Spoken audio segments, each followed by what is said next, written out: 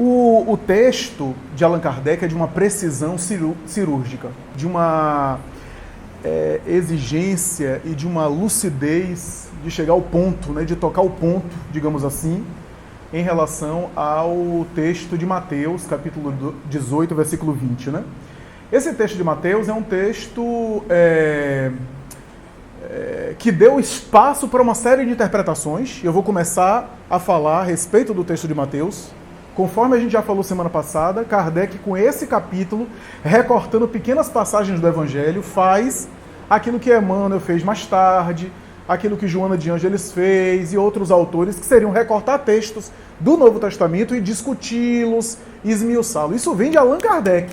Veja que Allan Kardec, no século XIX, já fazia isso nesse capítulo coletâneo de preces, onde, em alguns itens desse capítulo 28, ele recortava um trecho do Evangelho, fazia explicação em cima, portanto, fundamentado na escritura bíblica, no texto do Novo Testamento, especialmente do Novo Testamento, e depois colocava a prece aí, que era um texto sugerido pelo mundo espiritual, sugerido, portanto, pelos espíritos. Esse texto de Mateus 18, 20, é um convite de Jesus e um ensino de Jesus a respeito da oração. Jesus já havia dito e repetiria a necessidade de orar em segredo, como a gente já examinou em semanas anteriores, para que o Pai, visualizando em segredo, pudesse atender o orante, aquele que ora. E aqui ele fala sobre pessoas reunidas em seu nome orar em conjunto. Esse trecho deu espaço para toda uma interpretação teológica, especialmente da teologia medieval, que sai e se torna bastante distante daquilo que a gente acredita e da essência do cristianismo primitivo. Afinal de contas, na época em que Jesus apresentava esses ensinos, nem havia teologia, ou pelo menos não a teologia no sentido do cristianismo, né? Jesus não estatuiu uma teologia, e muito menos comunidades religiosas com liturgias e com rituais específicos. O que é que eu quero dizer com isso?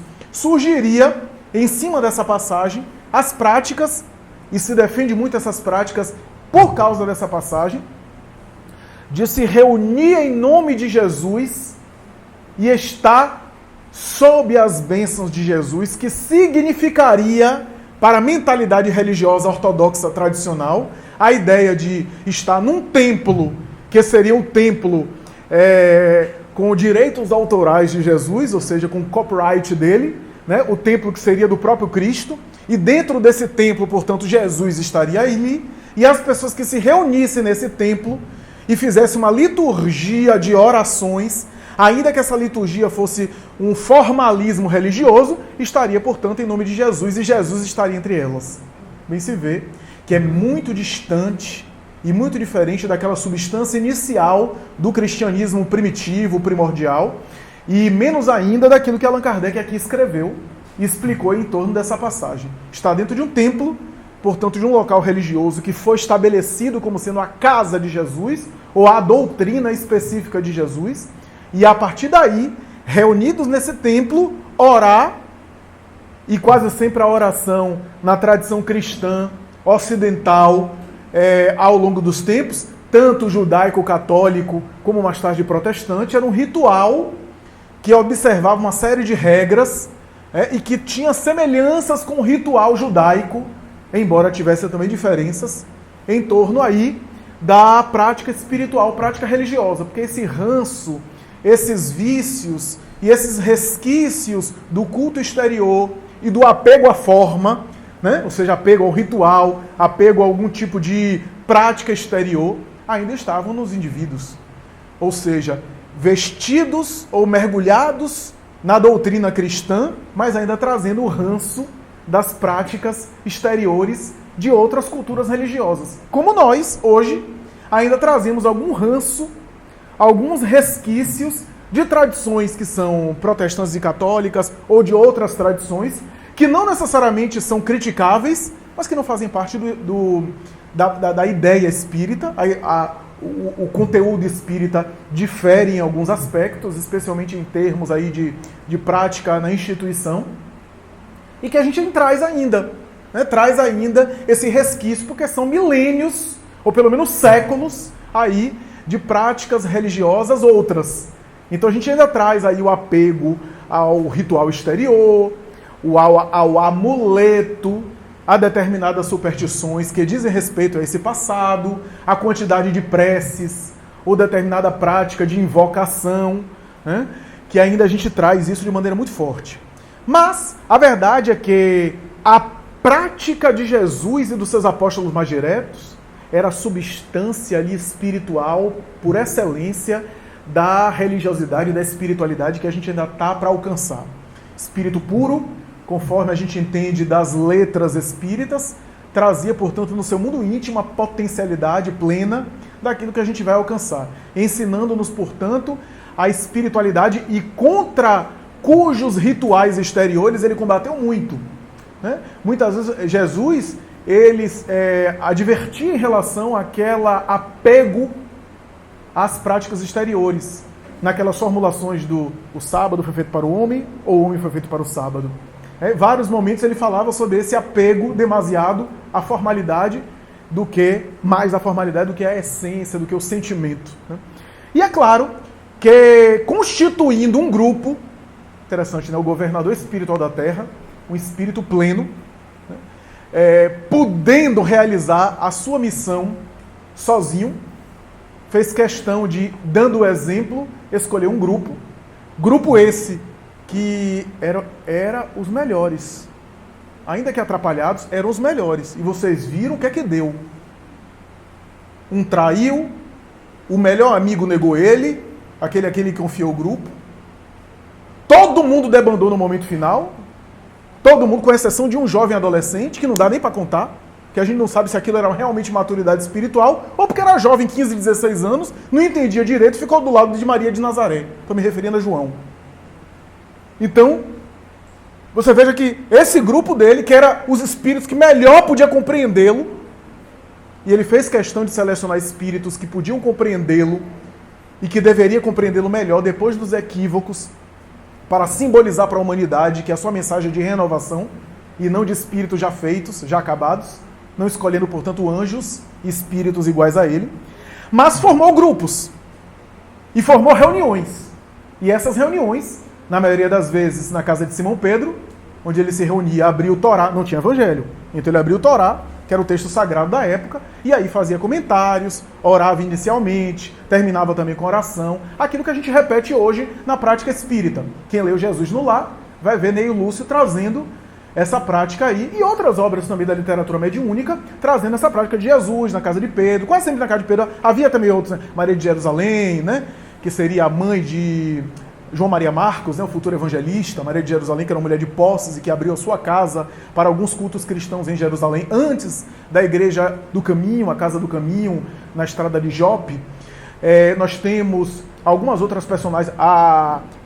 Alguns autores suspeitam que a última ceia, a Santa Ceia, teria sido na casa dela, a gente não sabe direito. Se foi, o evangelista Marcos, pequenininho, deve ter observado, deve ter acompanhado, que é filho dela, ela viúva. Nós tivemos a casa de Lázaro e de suas irmãs, Maria e Marta, em que Jesus também se hospedou, a casa de Zaqueu, mas ali foram, naturalmente, passagens pontuais onde ele ficava, né? A gente não sabe a quantidade, se foi uma vez só, mais uma vez na casa de Maria e Marta, né? Das irmãs de Jesus que receberam ele, mas algumas situações ele foi anfitrião por uma única vez, né? A casa de Simão Pedro, a gente sabe que ele ficou mais de uma vez, porque se hospedou mais de uma vez. As más línguas diziam porque Pedro vivia com a sogra, então era uma forma de fortalecê-lo, né, ficando mais de uma vez, mas eu acho que isso é intriga de Nora. A verdade é que a gente tem nesse contato de Jesus com aquele colégio de apóstolos, com aquele grupo ali, a substância da prática espiritual, né, que era basicamente a preparação interior dos indivíduos para as vivências no mundo material, né? Trocando bastante miúdos, né? E uma coisa importante que tem nessa mensagem, e que está claro na letra mesmo, não precisa nem a gente interpretar, na letra, no texto mesmo, 2 ou mais pessoas reunidas em seu nome, e é interessante que Jesus, Kardec coloca com muita sabedoria, Jesus não falou várias, falou 2.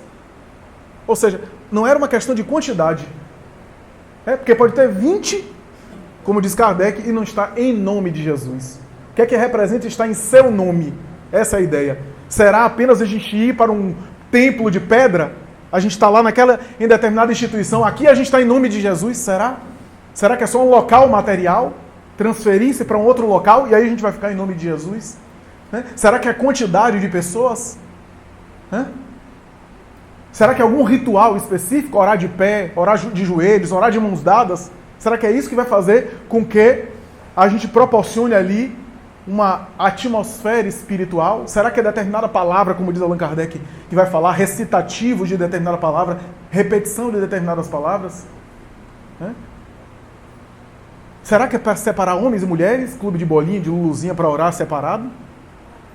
Como algumas práticas espirituais fazem isso, para as energias não misturarem. Eu quero ver quando depois de misturarem de novo e irem para casa marido e mulher. Né? Aí contamina de novo, né? Enfim, será que é isso? Uma coisa é certa, quando Jesus fala 2 ou mais pessoas, ele está estabelecendo uma oração que não é isolada, que é uma das práticas da tradição religiosa mais frequente. O homem de Deus, o homem espiritual, se isola do mundo para buscar Deus. 2 ou mais pessoas em seu nome, ele estaria. Ele nem prometeu estar quando a pessoa orasse sozinha. Ele falava que o Pai ouviria a oração e responderia em segredo, mas não prometeu estar entre elas. Ou seja, estabelecendo a ideia de que na oração em conjunto, como diz Allan Kardec, se anula um pouco o sentimento de personalismo e se ora em conjunto, portanto, se anula um pouco a identidade do ego para se pensar em orar em coletivo. Esse espírito de coletividade é interessante na oração, né? Mas também não era, Jesus também não estava falando numa oração coletiva como aconteceu no templo. A gente já examinou aqui as orações que ocorriam no templo. Porque as orações que ocorriam no templo eram as pessoas orando em conjunto, mas cada um no seu individualismo. As pessoas recitavam em conjunto orações, mas cada um no seu individualismo egoísta e nas suas buscas particulares, interesseiras em relação a Deus. Não era aquela oração do templo que Jesus conhecia. Reunirem-se, né? Eu poderia dizer até se recolherem. Expressão que Kardec gosta muito quando fala das reuniões espíritas em O Livro dos Médiuns. Que é necessário ter recolhimento. Essa expressão recolhimento tem a ver com interiorização. Né? Kardec evitou os termos que poderia aí misturar aí com expressões do Oriente, né, associadas aí a práticas orientais, porque ele estava codificando a doutrina.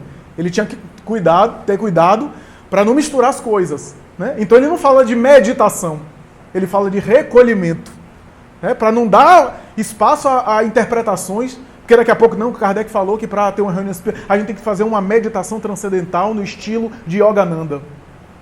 Não, recolhimento. Não importa a técnica que você vai usar, você precisa se interiorizar. Esse é importante. Comunhão de pensamentos, como ele coloca no texto. Comunhão de pensamentos. Então, não é apenas orar com várias pessoas. É ter comunhão de pensamentos. É ter unidade de propósitos.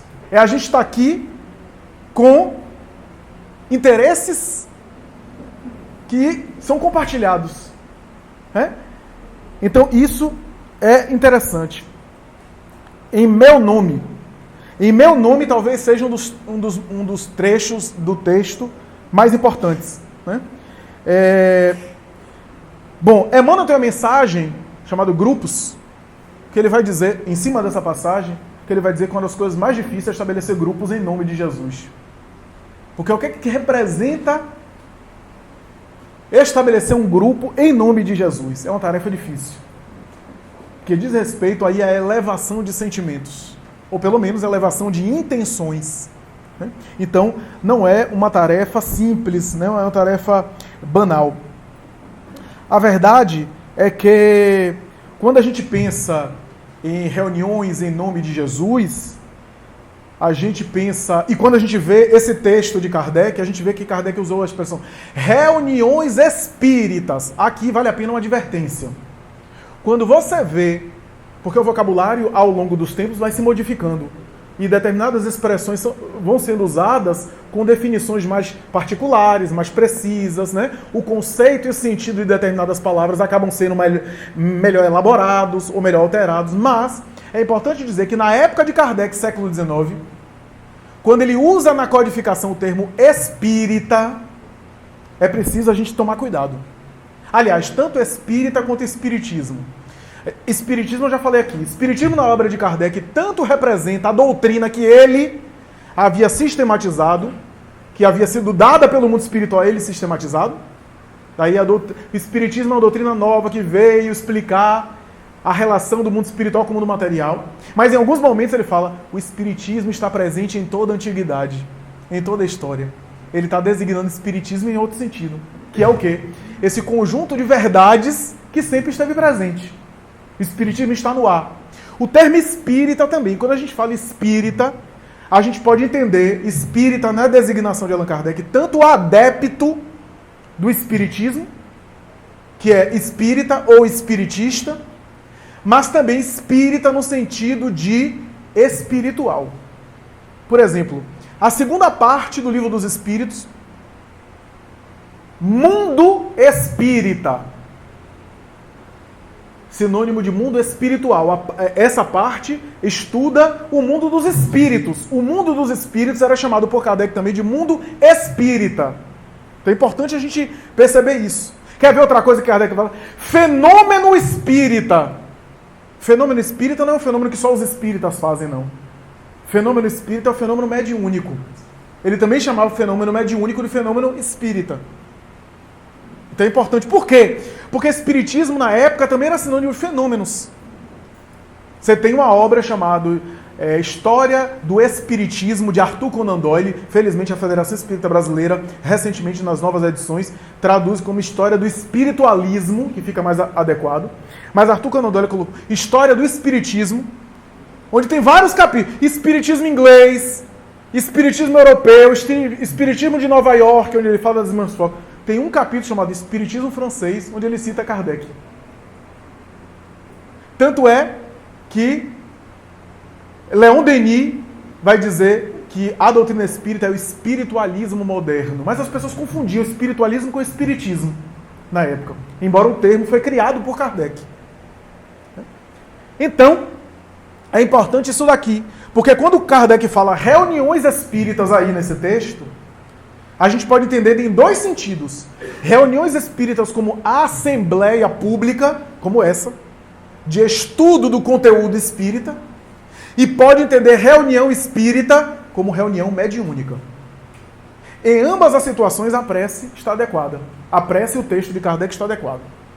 Isso é importante a gente aqui considerar.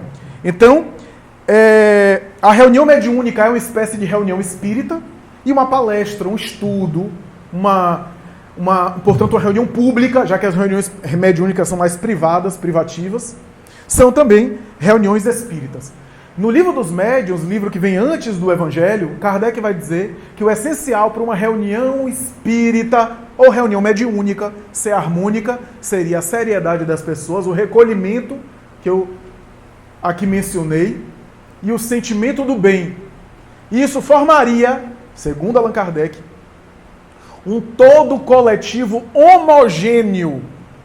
E ele vai falar sobre a homogeneidade de sentimentos.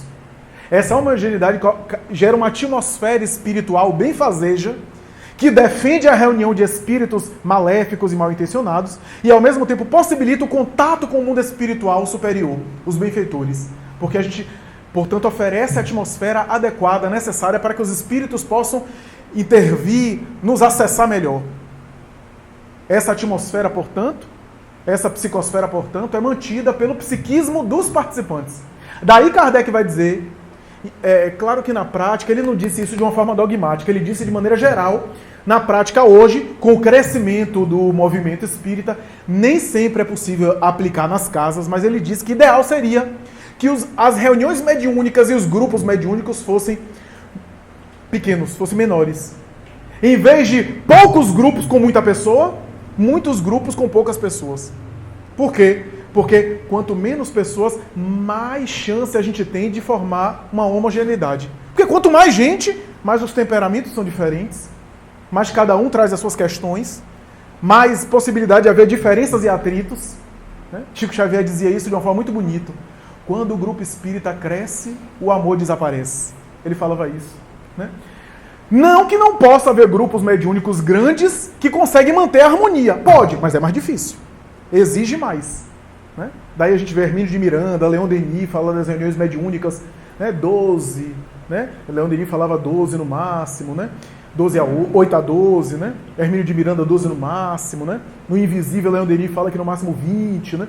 E assim cada autor fala, para ter uma ideia, não é para a gente estabelecer um dogma, portanto, chegou 12, a 13ª não pode entrar, não. Não, isso daí é só para a gente ter uma ideia, né? Da complexidade que é uma reunião mediúnica, em especial, e as reuniões aí de estudo espírita de uma forma geral. Em qualquer reunião mediúnica ou pública, estamos diante de uma escola da alma. Escola da alma. Nunca esquecer disso. Estamos aqui agora numa escola da alma. Escola do espírito. E quando a gente fala escola, a gente não fala de escola apenas em termos de aprendizado. A gente está aprendendo, claro que a gente está aprendendo. Mas o aprendizado do espírito não é só de informação que a gente assimila, mas de pequenos exercícios que a gente faz. Os autores espirituais, como Joana de Ângeles e outros, dizem que o perdão é uma virtude que se conquista aos poucos. Você primeiro vai perdoando a pessoa que pisou no seu pé, a pessoa que fechou você na rua, para depois ir perdoando coisas mais significativas. Isso é exercício espiritual. O exercício espiritual vem de passos. Numa reunião espírita, a gente está numa escola do espírito. Pensando, refletindo e se preparando para os exercícios espirituais. Inclusive, às vezes, exercitando na convivência. Entre nós mesmos. Então, nós temos, portanto, essa ideia, e esse é o fenômeno básico. É mais importante isso do que a ideia de que a reunião espírita, a função do centro, a função da casa, a função da reunião é de um hospital. Se as casas espíritas fossem hospitais, empobreceria demais. Reflitamos comigo. Se Jesus fosse alguém que viesse curar apenas corpos, todo o corpo que ele curou voltou a adoecer e morreu.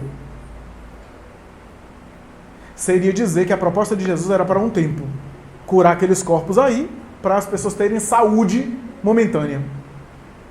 Por isso que ele se fala, Jesus médico das almas, é por causa disso. Porque ele não veio curar corpos. Ele agiu até com misericórdia em relação a algumas enfermidades, para trazer o indivíduo para as questões da cura da alma. Já que cada enfermidade daquela representava também uma enfermidade da alma. Essa era a ideia. Então, para mim, é muito estranho uma reunião como essa, me permita, e a pessoa preferir tomar um passe e ir para casa. Para mim é muito esquisito. É no mínimo estranho. E eu não estou falando porque sou eu que estou aqui falando, não. Podia ser qualquer um. Para mim é muito estranho. Porque a energia que eu recebo, se eu não estiver bem para preservá-la, não vai demorar umas 5 minutos para eu dissipá-la. E na próxima semana eu estou precisando de outro passe.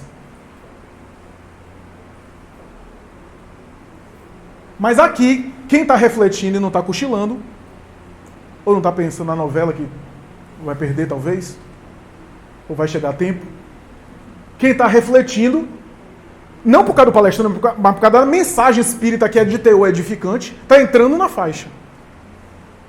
E aí tem cura da alma e, às vezes, se necessário, cura do corpo. Divaldo Franco comentava, não sei se ainda comenta, mas eu me lembro dele comentando na Mansão do Caminho, que muitas vezes nas palestras que ele fazia, ele tinha a oportunidade de perceber psiquicamente verdadeiras cirurgias no perispírito das pessoas que estavam participando das palestras.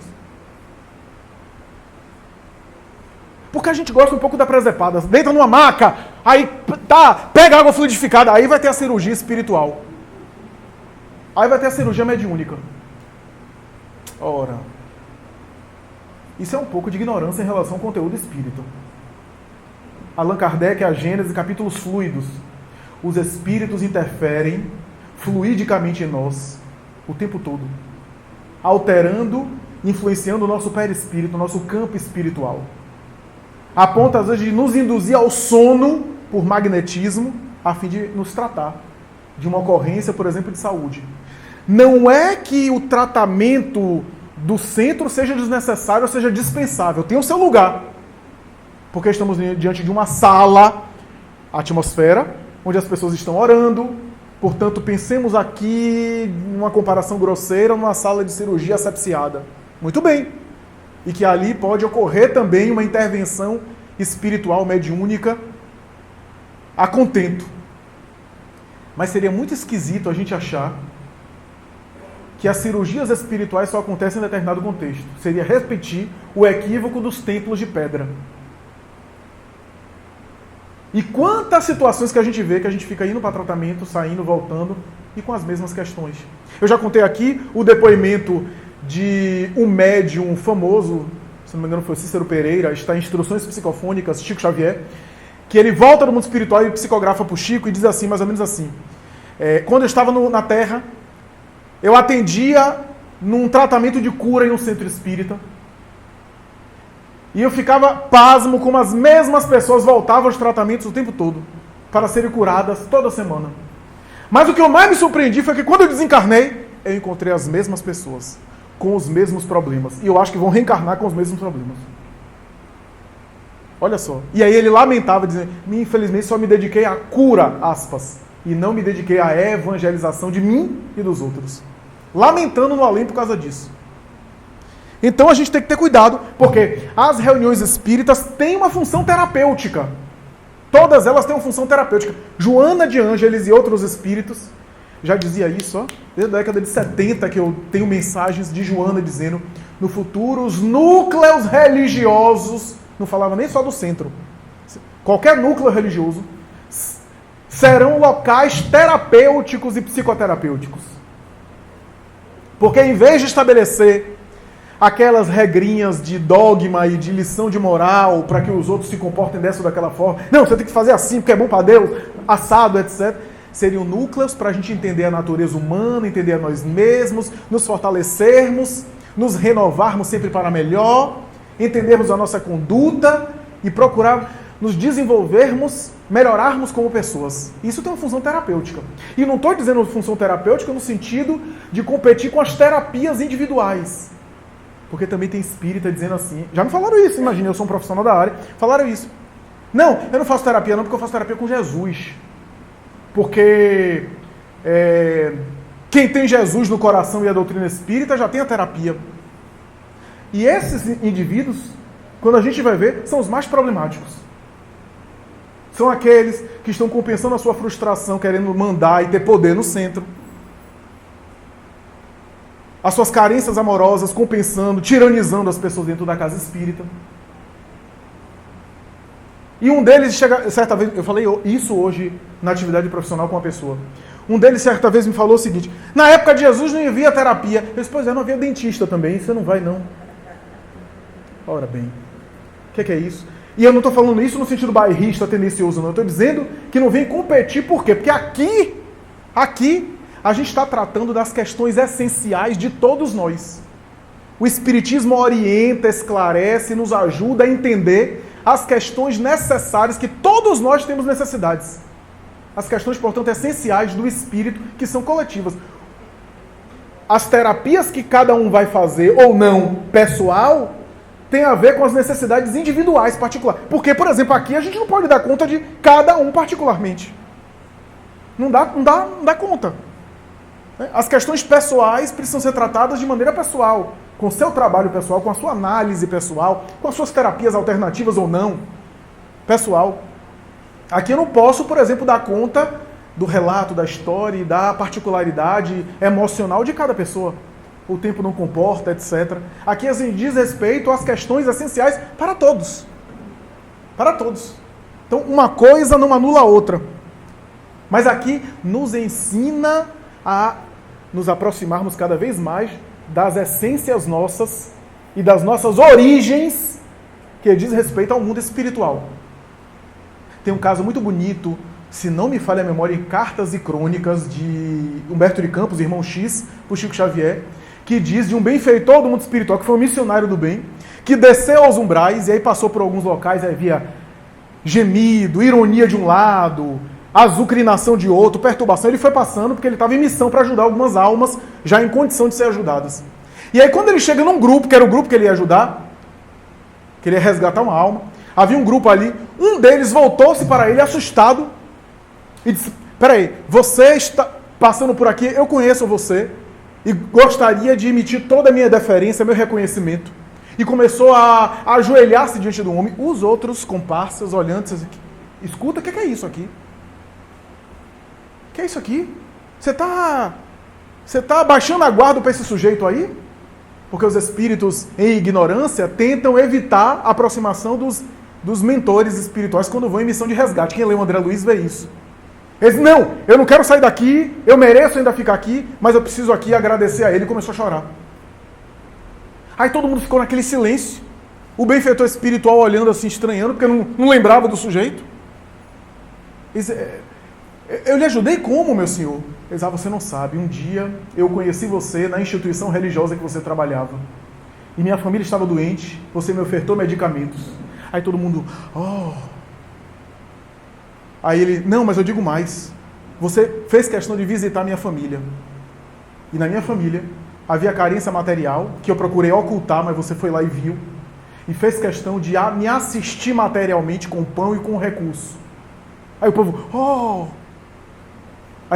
E digo mais, você providenciou uma casa melhor para minha família, porque aquele barraco já estava a ponto de cair. Você mobilizou a comunidade e conseguiu, num bairro periférico, suburbano, mas numa estrutura muito melhor, construir uma casa para mim. E mais ainda, você me ajudou a arranjar um emprego. E começou a falar, as pessoas já estavam sensibilizadas. E aí o benfeitor espiritual volta para o sujeito e diz assim, escuta, se eu fiz tudo isso para você, por que você está aqui? Por que você está nessa região? E aí o sujeito, você só não me ensinou a viver. Você só não me ensinou a viver. Então a gente pode ficar atendendo a pessoa, dando recurso, assistindo, que é muito bom, é caridade, mas sem ensinar a pessoa a viver. As reuniões espíritas, ou espirituais, ou religiosas, têm essa ideia de nos ensinar a viver mais e viver melhor. Quem leu Paulo Estevão vai ver a igreja de Antioquia, iluminando almas ali, a ponto de Emmanuel dizer que as vozes diretas se manifestavam. Né? A ponto de luzes espirituais serem projetadas, a ponto de, na igreja de Antioquia, sair um homem chamado Lucas, que ali bebeu da sabedoria espiritual. E Emmanuel vai dizer, a comunhão com o alto é tão grande que os espíritos se manifestavam em voz direta. Tem um trecho de Missionários da Luz que o instrutor Alexandre vai dizer, a nossa intenção com os encarnados seria a materialização constante, o acesso e a conexão constante com eles, para que a gente pudesse assessorar, não viver a vida deles, mas assessorá-los. Mas sabe o que mais, André? Além dos encarnados não terem condição emocional desse contato constante, não tem condição de oferecer o campo propício para esse contato.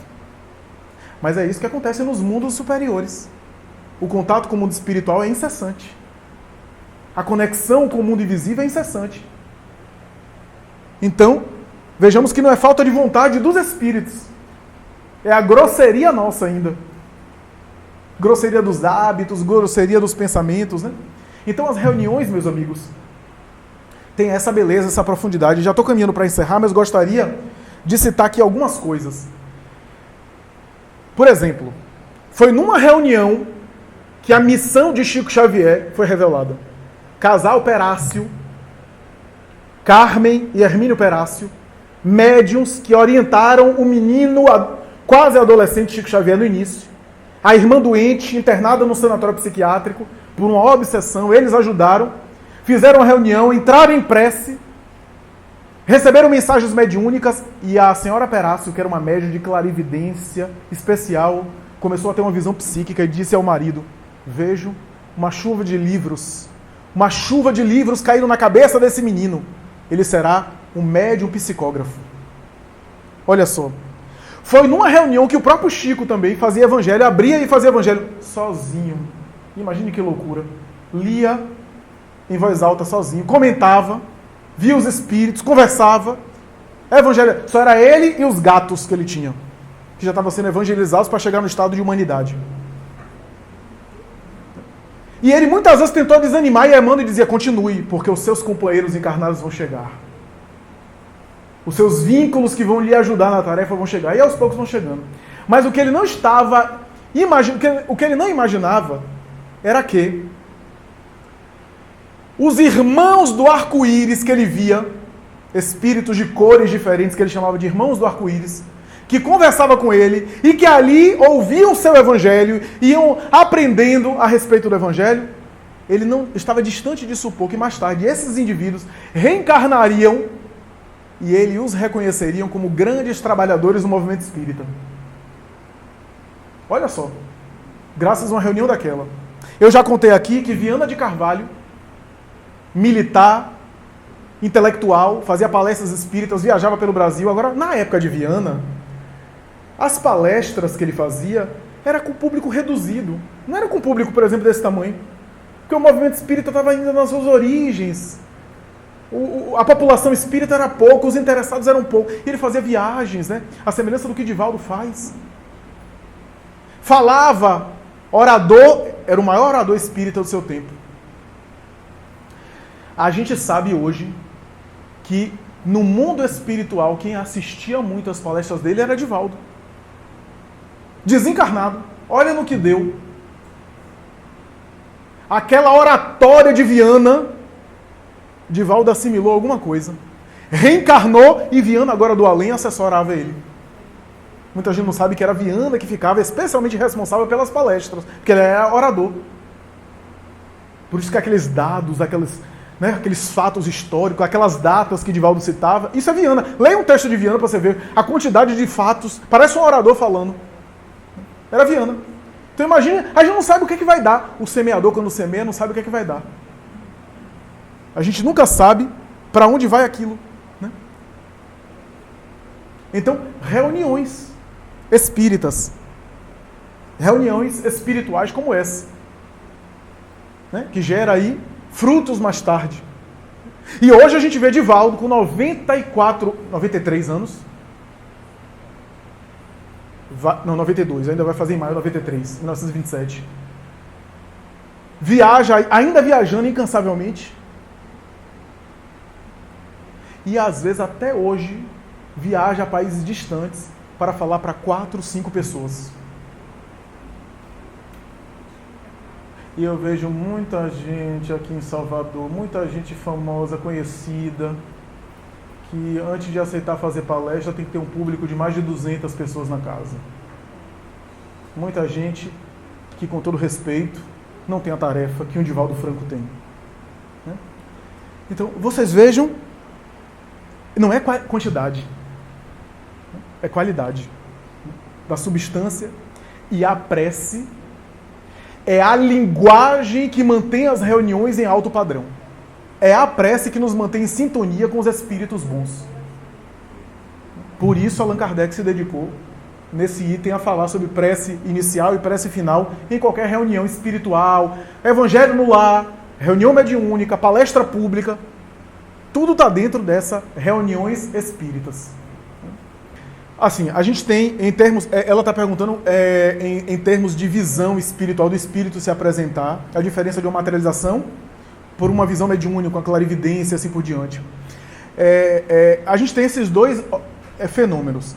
Um espírito materializado é um espírito que utilizou uma energia de um médium de efeito físico, se tornou tangível, o perispírito, portanto, assumiu uma aparência tangível, visível, e se ele materializa, todo mundo aqui vê, médium e não médium.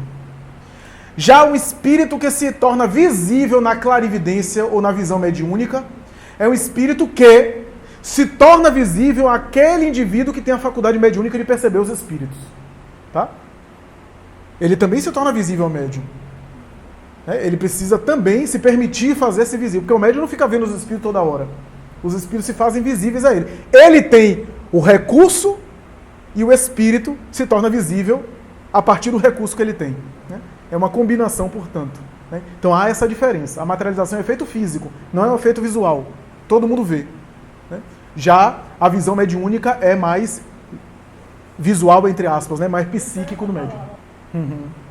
Patrícia está comentando aqui sobre a missão né, a missão santificada, que na tradução que ela está lendo de Herculano Pires, tem a missão santificada do médium, dos médiuns, né, do trabalhador da reunião espírita, e ela está fazendo aqui está levantando uma questão sobre as reuniões, ou a atividade profissional dos indivíduos e como a gente pode santificar também.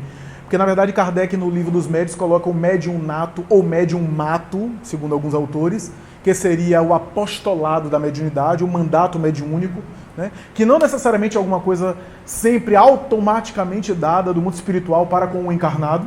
Né? Chico Xavier já veio com um patrimônio extraordinário de mediunidade, mas ele tornou a sua mediunidade uma mediunidade missionária com o tipo de conduta e de estilo de vida que ele teve. Eu sempre digo que a mediunidade de Chico Xavier era uma coisa excepcional, mas houveram outros médiuns com capacidades mediúnicas muito semelhantes, inclusive o Dr. Valdo Vieira. Muitos médiuns tiveram faculdades paranormais muito semelhantes ao de Chico, faculdades mediúnicas muito intensas, né? Mas o que admira mais é ele ter transformado os seus recursos mediúnicos em uma mediunidade que era de credibilidade em relação ao mundo espiritual, fonte autêntica, porque estava em conexão com o alto, né? Como diz Kardec, era simpático aos bons espíritos, né? Estava conectado com as entidades elevadas, né? Isso daí exige um esforço do médium extraordinário, por isso mérito também, embora ele procurasse se esquivar e dizer que ele era só o carteiro dos espíritos, tinha mérito dele. Uma obra como Paulo Estevão, como Nosso Lar, ele também tinha mérito de receber aquele conteúdo, de filtrar com perfeição aquele conteúdo. Eu sempre digo aqui, pense no médium como intérprete. O intérprete de uma música, você pode pegar uma música de Caetano Veloso, de Chico Buarque, de qualquer um desses da MPB, e você pode cantar péssimo e piorar a letra, ou você pode até melhorar a ponto de a pessoa dizer, pô, a tal música eu prefiro na voz de Elis Regina do que do compositor. Na voz de Gal ou de Betânia do que de fulano. Ou seja, o médium é esse intérprete, ele pode até melhorar a mensagem. Ou pode distorcê-la e perturbá-la. Então, mérito também de Chico. E Patrícia está perguntando sobre a missão na área profissional. Nós podemos nos tornar missionários na área profissional, na área onde a gente for colocado. Porque a gente divide muito. Né? Não, aqui é a minha profissão, aqui é ganhar dinheiro, sou empresário. No centro espírita não, aí é caridade. Como se fossem duas pessoas. Como se não fosse o próprio espírito nos dois campos. Em Missionários da Luz, há um caso que eu sempre cito de um médium, que ele entrava na casa espírita, não, aqui é minha tarefa mediúnica. Aí, fora, ele tinha uma conduta bastante esdrúxula. E ele dizia, não, aqui é minha sexualidade, não tem nada a ver com minha mediunidade. Aqui minhas satisfações sexuais. Né? Atribulado. Com entidades sexólatras acompanhando ele. E aí, o instrutor Alexandre falando, as pessoas dividem, como se não fosse o mesmo indivíduo, o mesmo espírito nos dois lugares. Né? Como se uma coisa não tivesse uma moralidade também. O sujeito saía do centro espírita e ia para prostíbulo. E depois ia para casa. E a mulher que não frequentava centro espírita, a mulher que não estava dentro de instituições religiosas, mas que orava em casa, é que mantinha as defesas magnéticas em casa. Quando ele chegava, as duas entidades femininas que acompanhavam ele, na lascívia e na luxúria, que ele vivia nos prostíbulos, não conseguiam entrar em casa, porque o bem suplanta o mal, né? E aí ficava fora, por causa da oração da sua esposa. Ele entrava em casa e os acompanhantes dele ficavam fora. O que é que fizeram ela? Começaram a envolver ele para ele ficar cada vez mais fora de casa e não voltar. A artimanha de um espírito ignorante e perturbado, mas que também é inteligente. Né?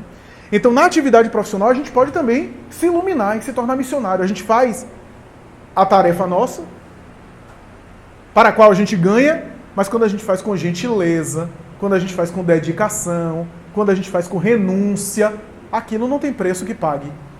A gente vai se iluminando. Né?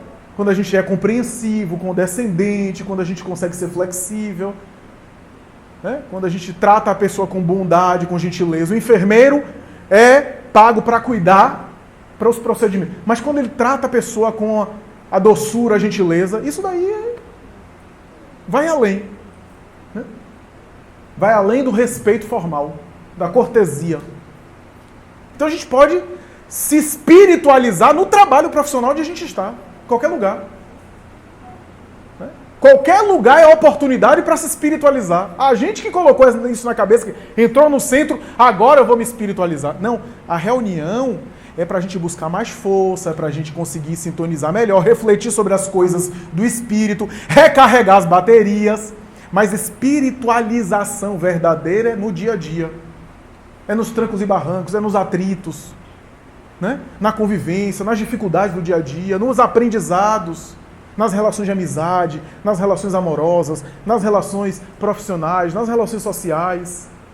É aí que a gente vai se aprimorando, entendendo, desenvolvendo virtudes. Né? Por isso que dói. Por isso que é difícil. Por isso que eu vejo às vezes, evoluir com prazer. Depois me contem como é que é isso. Né? Se iluminar cantando hosanas. Isso é bonito, mas iluminação mesmo é quando alguém te ofende e você consegue agir com nobreza e responder com educação. Iluminação é quando alguém lhe ofende e você consegue dissolver a mágoa, se trabalhando, se tratando. E isso a gente está se iluminando no dia a dia, na convivência, nos atritos. Isso é iluminação. Né? Porque senão a gente fica com aquela iluminação, que é uma iluminação exterior, de aparência. Né? Uma iluminação de a gente achar que vamos orar por ele. Aí durante a oração a gente, mas que Deus me vingue. Ou então os guias vão se vingar um dia. Se os guias se vingarem, a gente está acabado. As curas materiais e de saúde em Jesus eram uma forma de chamar a atenção do sujeito para a cura da alma. Vai e não peques mais, porque senão vai te acontecer coisa pior. Né? Então, essa é a ideia, de que aquele problema físico era um símbolo de um problema do espírito.